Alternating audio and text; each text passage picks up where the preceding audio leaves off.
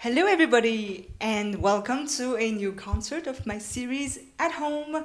And today I have the extreme honor to have my friend Federico Dalprà, flutist, and we are going to play for you a French program.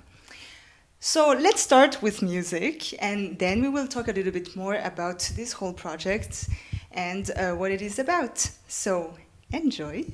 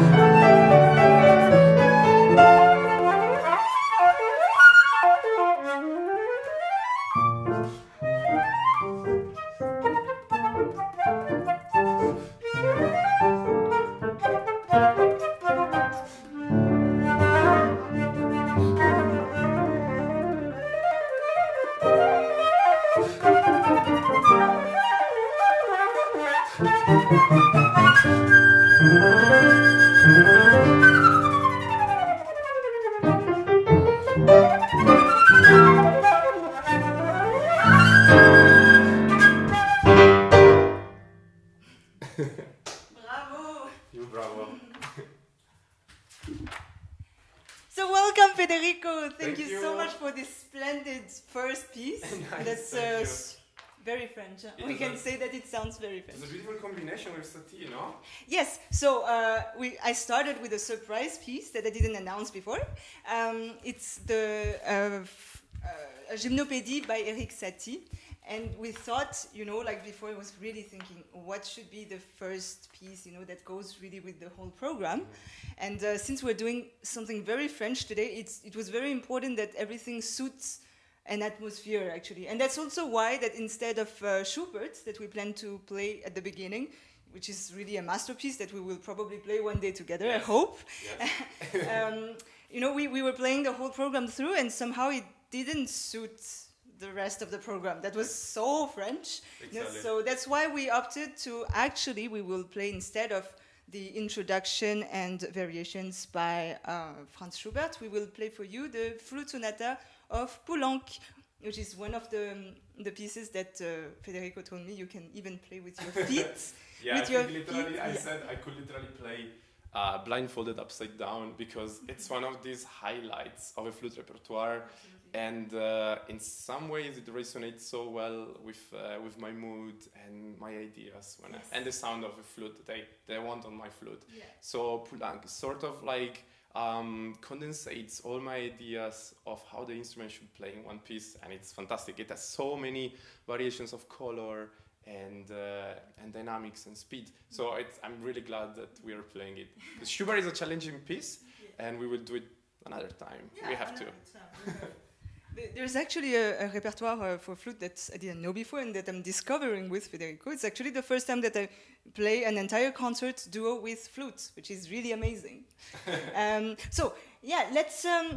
have to announce to you that today we are, as usual, if you can make a donation, you have all the information that you need in the description down below. And today we are partnering, we are splitting the donations with the foundation Help Education, it's called. And they're based in Geneva, and they, as their name suggests, they do a lot of work for education of children and young people, in Switzerland and also abroad. A lot of young people are in need, especially during these times. So, Federico, maybe you can tell us a bit more about the second piece that we are going to play. Yeah, it's a very interesting piece. It's a fantasy by Gabriel Fauré, and it's a composition that actually Fauré wrote for the final exam at the Conservatoire de Paris. At the time, Taffanel was teaching in the flute class, and Taffanel was a great pedagogue, and he wrote a lot of studies and technique for flute. So what Fauré asked to Taffanel was to write a piece that was condensating and was putting inside everything that dynamically and technically was challenging for the flute at the time. So it's a piece that it's surprisingly beautiful and melodic in its difficult technicality, and I really like it. It's a piece from the end of the 19th century, very French. It's a fantasy, so a lot of imagination to the people that play it. It's not so strict, and that's the beauty of it. Okay, enjoy.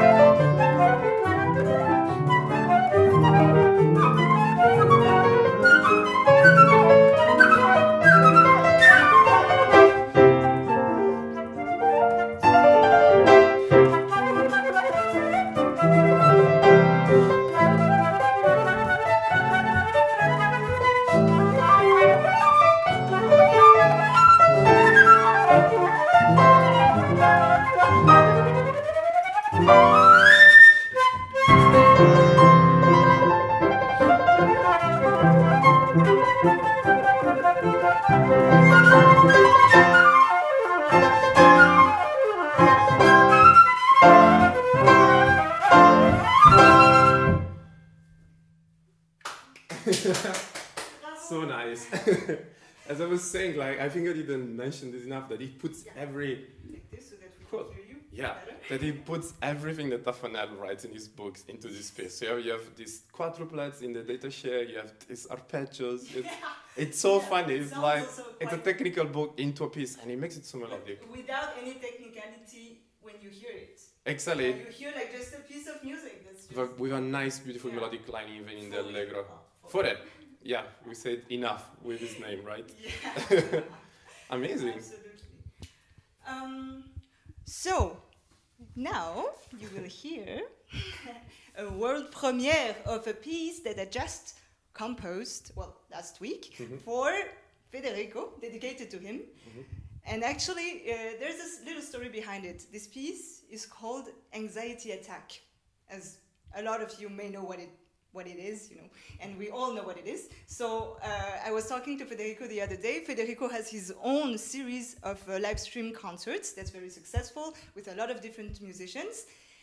But it's very stressful to organize that, you know, especially when he has to play as well. So you have to take care. Oh, is everything working? And then oh my God, I have to take care of everything, and then I have to play. So I saw this anxiety that I sometimes know too, especially when I have to organize as well. Well, hopefully I have my sister Cadenza and Lawrence and Navid to help me here with the sound and the camera. That's just amazing. So I'm so lucky. So I don't have these anxiety attacks anymore, but I know this. So this piece is dedicated to Federico, as I said, and he just wants to, you know, just illustrate an anxiety attack. You know, there's nothing you can do about it. When it's there, it's just there. You just have to visualize, and then it goes down.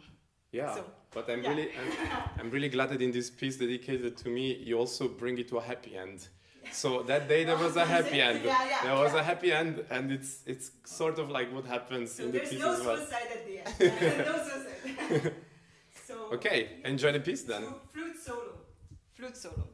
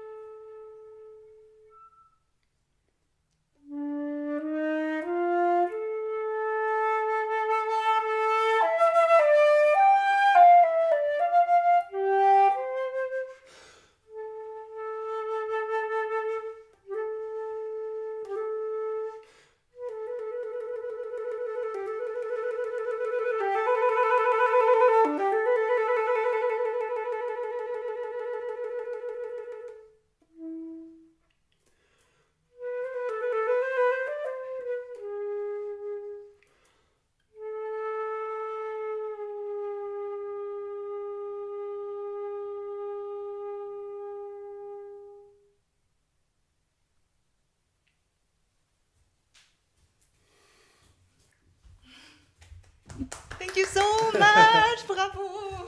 It's your piece, so... Very first time. Very first time I hear it like that. It's amazing. Thank you so much. You're very welcome. Thank you, actually. Anxiety gone? Anxiety gone, yeah. There is this... And you had this face at the end, actually. It looks like, oh... So resignated. It's like, it happened, it's gone, whatever. Past it. Yeah. Poulenc, yeah. So this is where it gets back to a cameristic setup. Because let's say that the piece Fauré, for instance, was very much of a flutistic piece for a flute exam. But now we get into this section where with Poulenc, it's such an interaction between flute, it's a piano and flute sonata, where the instruments have both the same weight into the piece. And because Poulenc was a pianist. Very good. A pianist. He wrote the piece for Jean-Pierre Rampal. So the highest peak of a flute level ever achieved, probably, where everyone, Taffanel Gobert, were writing all these pieces. So it reconnects actually to Fauré, because Taffanel and Gobert were teachers of Jean-Pierre Rampal. So here we go with Poulenc now, which is the evolution of the taste of Fauré into modernity. So just after war taste. And this is what we were talking about yesterday in the rehearsal, that with Poulenc, it brings a little bit of this bittersweet sense into the music. It's not happy, it's melancholic, but sometimes it's happy, there is hope, there is sadness, there is resignation, but there is always hope in his music. And so it's a very bittersweet piece, and we wanted to put it in the middle of a concert as this very dual piece, no? A lot of dualities. Absolutely. If you want to add something to it. Oh, no, I think that was beautifully introduced.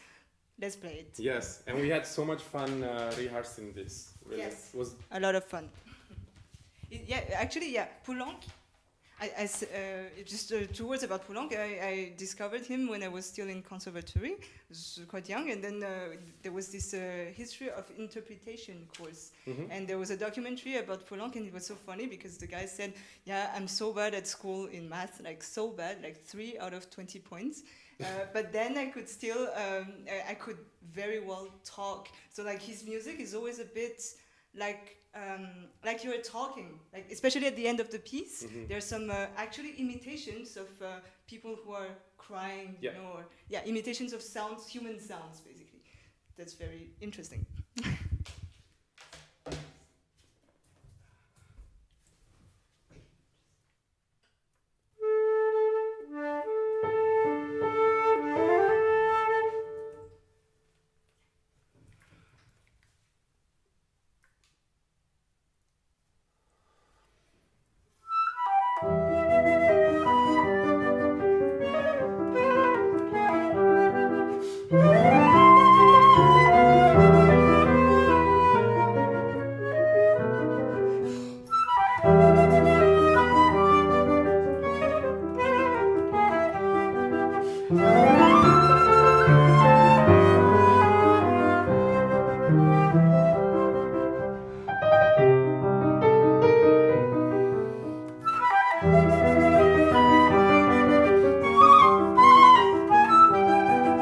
Thank you.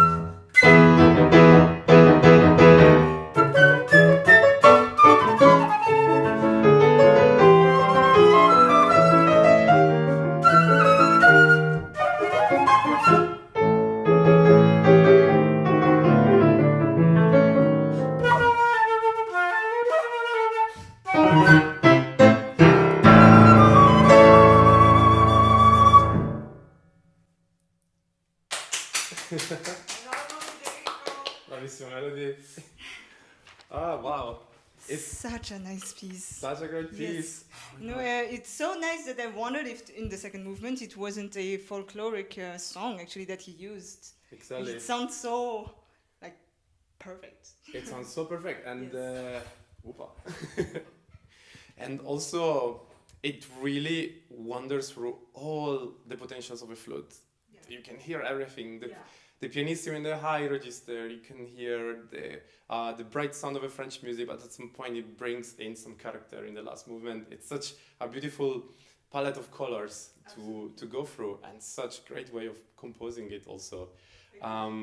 So now we're moving on into in the last piece actually. It's already the last piece. Yeah. And this is a very, very, very romantic piece because it's a fantasy on already a romantic opera. So it's a fantasy on Carmen by Bizet, written by Born.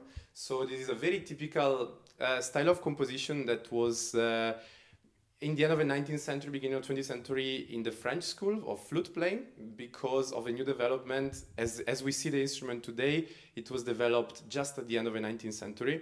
So all composers decided to try new techniques and new virtuosistic approaches to the compositions for flute. So this is what Born does. It takes Carmen and he brings it to the next level in this fantasy piece. Okay. Amazing. So before the last piece, I just want to remind you that, not remind actually, just tell you, first time I tell you, that every time I have a guest at my home, we are now in my Berlin flat, very small, but very nice piano. It's very challenging. Yes. So we are doing, after the concert, so after Born, we are doing a small interview of each other. So musician on musician.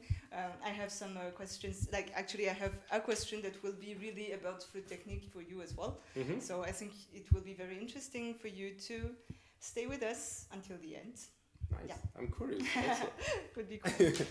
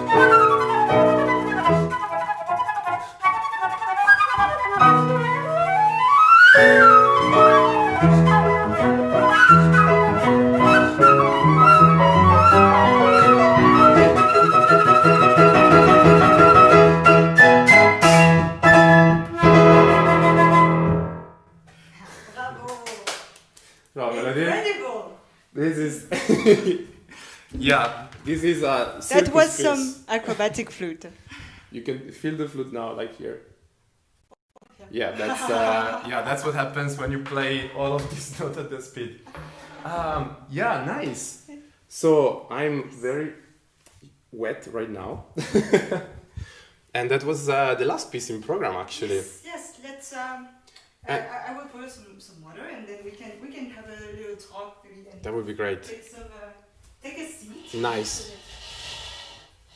I will take a chair for you. Thank you. So I hope everybody at home is enjoying the concert so far. While Mélodie is pouring some water, I will just talk to this camera. Okay. First of all, again, thank you everybody here who's helping us. We are definitely not alone. Cadenza helping us behind the camera. Thank you so much. And the guys at the sound, thank you for spending the afternoon with us. Thank you, Mélodie. And again, thank you, Mélodie, for hosting me. This is a real pleasure.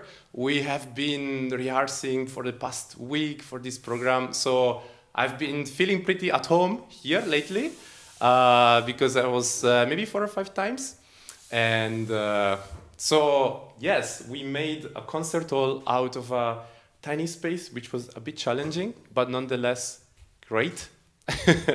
And also today, it decided to be the hottest day in Berlin.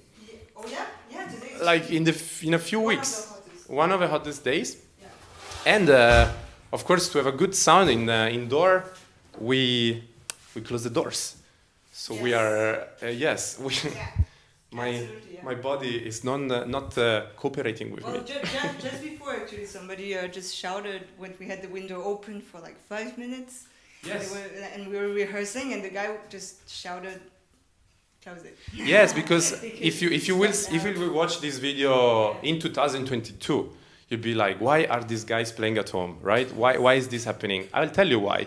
Because for the past 3 months, everything is closed, especially for artists. So theaters, well, they are actually open, but for really small events. So as freelancers and solo musicians are left to perform from home. Yeah. Or from living rooms. My concerts were at the art gallery, so we are dealing with what we get.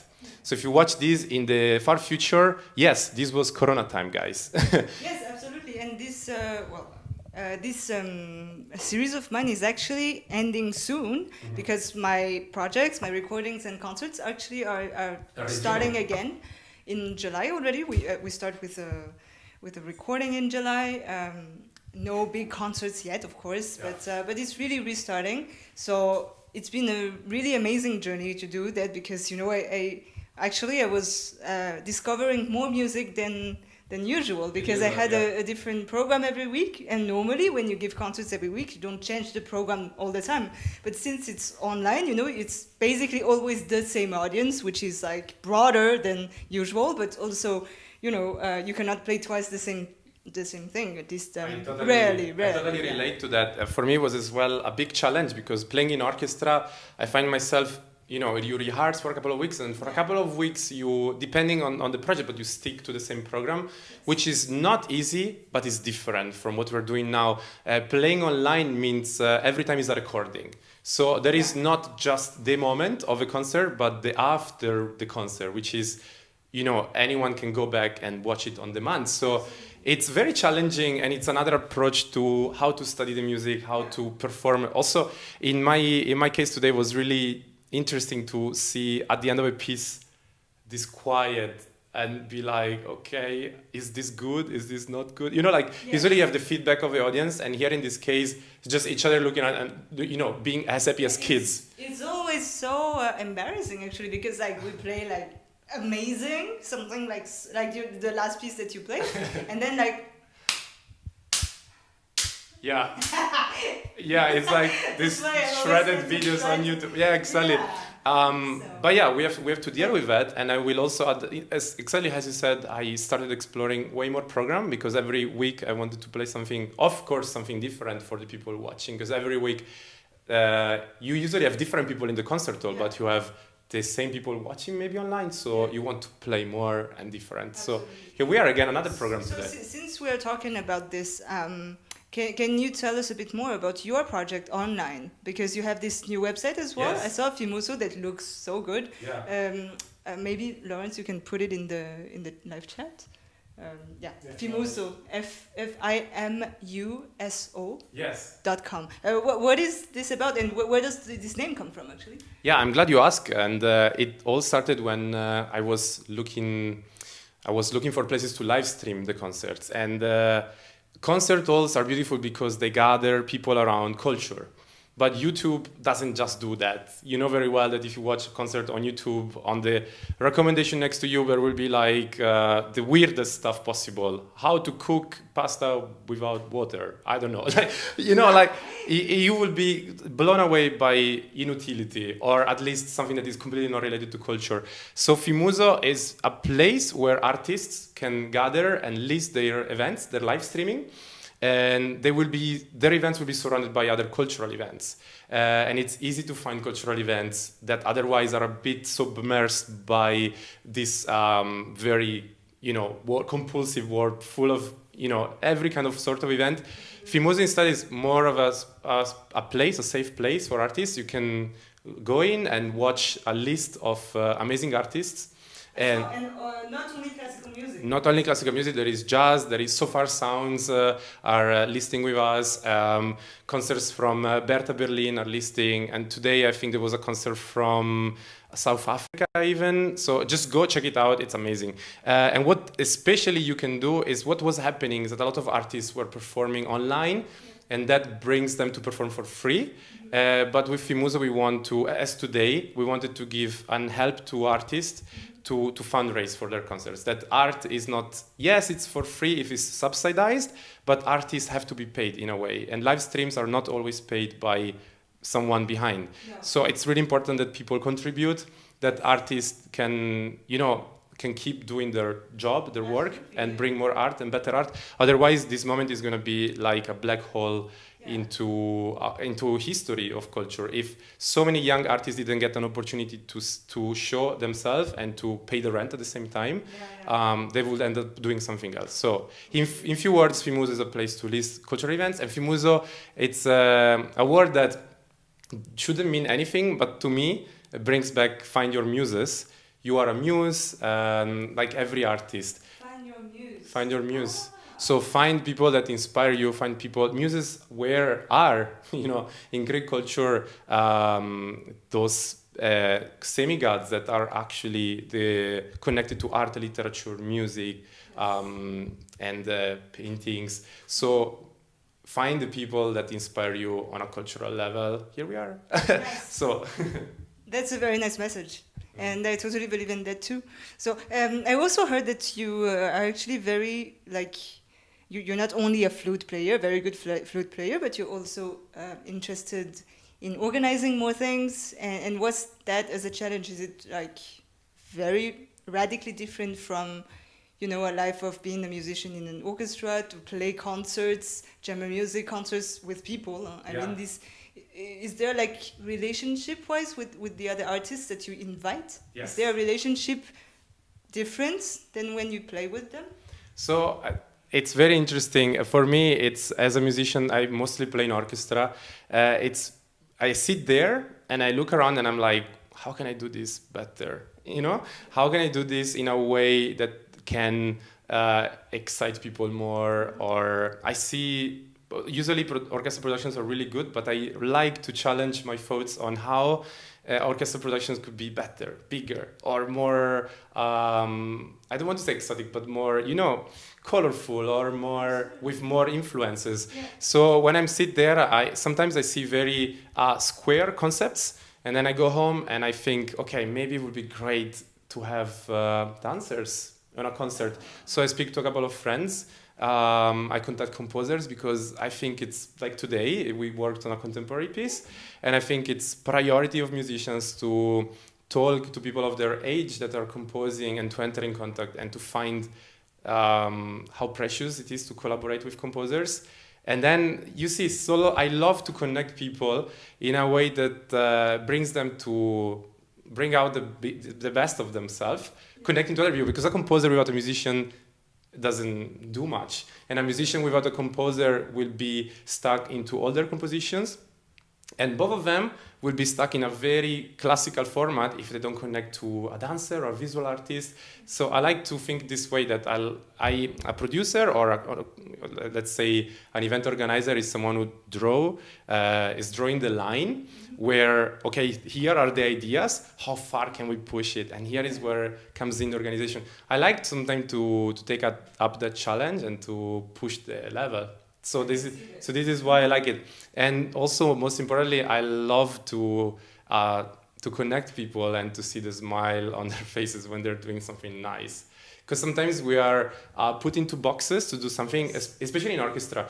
We're putting in a box of doing something that someone else has chosen for us. Great, yeah, of course, everything. But great things, amazing. Until the tie, until what you wear. Here we are. Yeah, everything. It's especially in orchestra. You have your Kleidung. You can't have the wrong shoes. No. Okay, fantastic.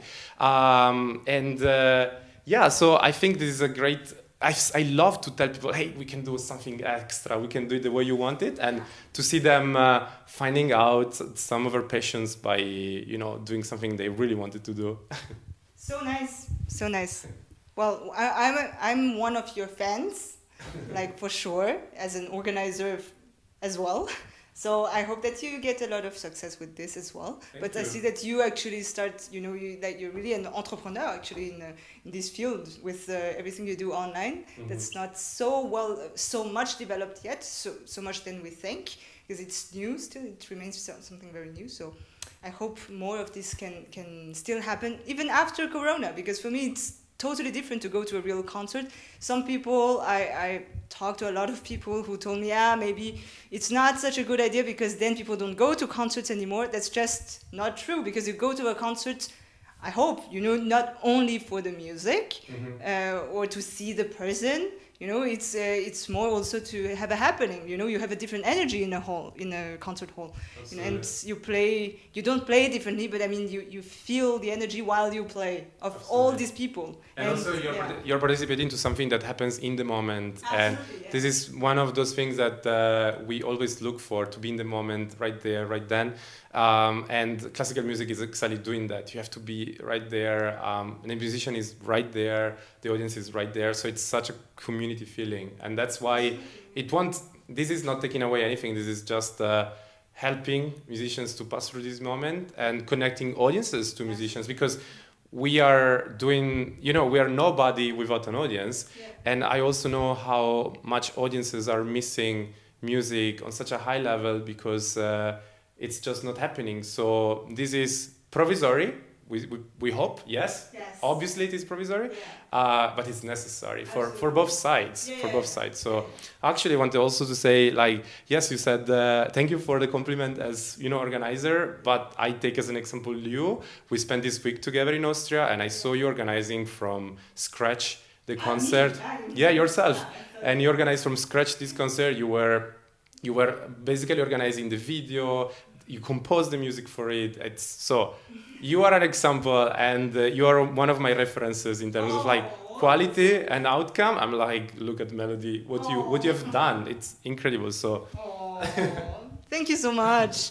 But I'm not so fond of organizing in itself, but I think if you want to become a successful musician, or to just do all the projects that you want, you need to be a minimum, able to put it together yourself. It's part of the job and the skills that you need. I would say this, that if you could relate, you could actually put yourself in the hands of someone else that can do that for you, but it will always be in a especially in the beginning. I think you need to really have a hold on the details, because then you can, when you're building something, if you didn't build it yourself, you won't make it's different, and it won't bear your soul neither. It's like a composition. It's any creative thought, creative process. Actually, I think it's like building a road, and you want to point it the right direction, and that's up really to you as an artist at the beginning, and then you can let the car go. But at the beginning, you're the one building, and especially pointing the right direction. Otherwise, you won't ending up being satisfied with what you're achieving, because it's gonna be you could be lucky enough to point the right direction by chance, but honestly, how many times that happens? So. Okay, change of subject. Yes. You're a triathlete. He's a triathlete as well. So can you just tell us about sport? Actually, I always wanted to ask you if actually, because you told me you didn't always do so much sports so intensely, so crazily. So you started when you were already an adult. So did that radically change you when you play? Do you actually feel the difference? For instance, and on stage, endurance, everything, how did it feel when you started? Okay, so yes, I'm a triathlete, and a lot of people will be like, three what? Three who? That means that I love to do 3 sports in a row, actually, and swimming, biking, and running. It all started because I'm a sea lover. I love the sea, I love waters. As a kid, I was swimming recreationally. And then I moved to the Netherlands for my bachelor study, so I got a bike and used the bike every day, so many hours to go everywhere. So suddenly I was swimming and I was biking, and then a friend was like, you should also run. And let's just put it together. Long story short, now I'm organizing also one of the biggest running groups, Mina Runners in Berlin. But anyway, that's another topic. Answering your question, the difference is huge, it's massive, it's amazing to feel it. Yes, because I started sport, as you said, in adulthood. So when I was 20, I started swimming. I say hi to all my friends in Rotterdam that I started swimming with. I miss you guys. And definitely, especially for a flute player, it influences your body on a respiratory way. Your breathing system is just benefiting from it. But on a psychological way, you get the best benefits in general because you really get to let go all the tensions. You get to switch off your brain for a few hours every day. That's fundamental, especially for a very young musician that is 100% on music. It can be so overwhelming. And suddenly you have those few hours that you can't think about anything else because the effort of a sport brings you into that zone. Yeah. So I became a big fan of it, and that was 10 years ago. And here we are, talking about it, a few races and crazy adventures later. I would not be able to be the musician I'm today if I was not doing the sport I'm doing. So that's really how you feel. You Yeah. would be a totally different person. It's so complementary. And I love to go for my jog in the morning to feel awake and to feel my body, and then I can practice relaxed, and I can practice mindful. Yeah, you do sport as well, don't you? I do piano, which is very sporty, actually, much more than you think, especially when you play very difficult things. Very, very sporty. Yeah. But I started some at home, since Corona. Actually, I do a lot more. Yeah. And actually, Midnight Runners that you run, you run Midnight Runners. That's how I met you actually, because my sister Cadenza, she was a photographer for Midnight Runners, and you can check them out if you like. I think it's a very nice project, and it's nice. It's like music. It's very democratic. We run with every level, and I think it's for me it became really challenging and very inspiring that Mina Runners is bringing in people that run for the first time and athletes that run their marathon sub 3, which is insane. And it really inspired me to do the same with music, to get closer to the people that listen music, to give more chances to people to play music. So it complemented in a way. So that's also what I meant with I love to put things together and organize stuff. I can see that. I can see that. Yeah.